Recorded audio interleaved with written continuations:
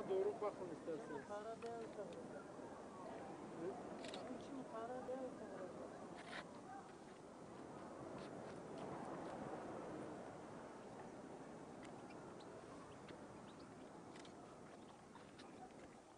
Koşukuyu görünüyor mu? Yok. Yok, bu da buradan kaldı. Yok, görünmüyor.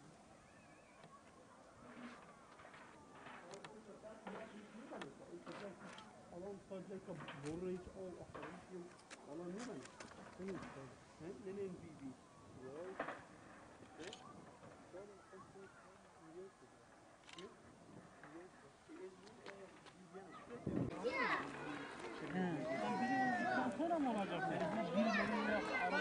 Neredesiniz? Erkekler nerede?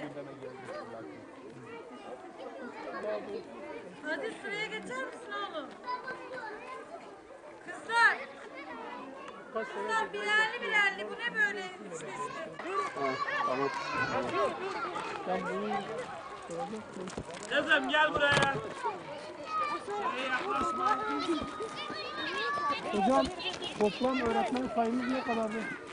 Normalde Hüseyin Güzel, Kuyular İlköğretim Aile Birliği Başkanıyım. Yaklaşık 1000 tane öğrencimiz vardır bizim. Okulun şu an en büyük sıkıntısı çevre duvarı sıkıntısıdır. Çevre duvarımız yoktur. Gördüğünüz gibi yolun etrafı komple okul yolla birleşiktir. Bir çocuk yarın yolun üstüne çıktığı zaman bir araba vurduğu zaman yani Allah muhafaza sonra bu gündeme getirilir. Fakat biz bunu yaklaşık ben bu bir senedir Okul Aile Birliği Başkanlığı'na gelmişim ve geldiğimden beri de ben ilçe Milli Eğitim Müdürlüğü'ne gitmişim. Konuyu onlarla da paylaşmışım. Bakanlığı da aramışım. Aynı şekilde fakat bizim sesimizi duyan maalesef olmuyor. Yarın burada bir kaza olduğu zaman bu gündeme gelecek. İlla ki kaza olmadan biz bu çevre duvarının yapılmasını ve bu sıkıntının giderilmesini istiyoruz.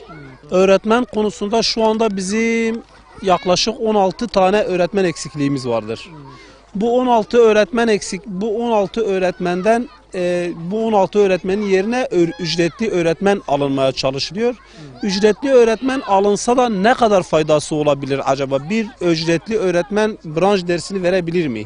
İngilizce, matematik dersini ne kadar verebilir? Veyahut bu konuda ne kadar başarılı olabilir? Yani biz bu tür şeylerde çok sıkıntı çekiyoruz. Ayrıyeten bir tane öğretmen gelip tam çocuk öğretmenine alışılırken tam onu çekip alıyorlar hocam. Onu aldığında o çocuk üzüntü yaşıyor, yetim kalıyor. Aynen yetim kaldığı gibi. İnanın ki bir ara çocuk geliyor diyor ya benim öğretmenim gitmiş şimdi diyor ne yapacağız? O kadar üzüntü çekiyor ki bunun olmamasını talep ediyoruz biz. Yetkililerden bizim aynı şekilde bu kadrolu öğretmen atamalarını istiyoruz. Ondan sonra yani bu sıkıntının giderilmesini istiyoruz. Yaklaşık 2 haftadır doğru dürüst eğitim verilmiyor burada. Yani müdür de uğraşıyor, okulun müdürü de uğraşıyor. Fakat bu konu bakanlıktan kaynaklanıyor. Atamaları onlar yaptığı için bizim de elimizden bir şeyler gelmiyor. Ben bakanlığı da aramışım, 147'yi aramışım, demişim bizim böyle bir sıkıntımız vardır. Sana döneceğiz derken hala dönmemişler. Öğretmenler konusunda da sıkıntımız vardır.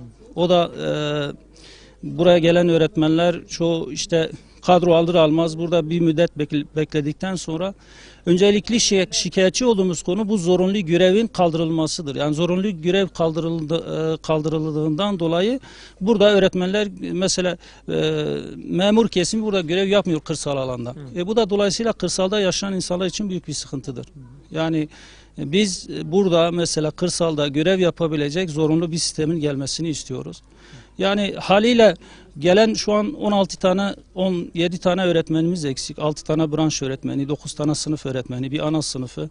Yani buraya işte yetkililere sorduğumuzda tekrar bize gösteriliyor. Yani bunu sistem direktmen Ankara'dan atama yapıyor. Burada ilçe merkezi milli eğitimi olsun, Diyarbakır olsun ilgili müdahale yapılamıyor. Ancak işte ücretlilerle diyor sizin açığınızı giderebiliriz diye söylüyorlar. Bu da sıkıntı haliyle. Şu an okulumuz 2. haftasına girmiş, daha ders başı yapılmamış. Yani şu an. Dolayısıyla burada kırsal alanda sağlıklı bir hizmet alabilmemiz için, Yani gerek sağlık konusunda olsun, gerek eğitim konusunda olsun. Öncelikli olarak yani buraya biraz hak tanınması lazım. Yani burayı bir şekilde ele alınması lazım, problemlerinin, sorunlarının. Burayla ilgilenecek birer yetkili kişilerin bu konuya el atmalarını istiyoruz. Yani gerçekten kırsalda yaşayan insanlar olarak biz büyük sıkıntılar çekiyoruz. Bunu yetkililere ilettiğimizde de genelde bize söylenilen şey şu oluyor.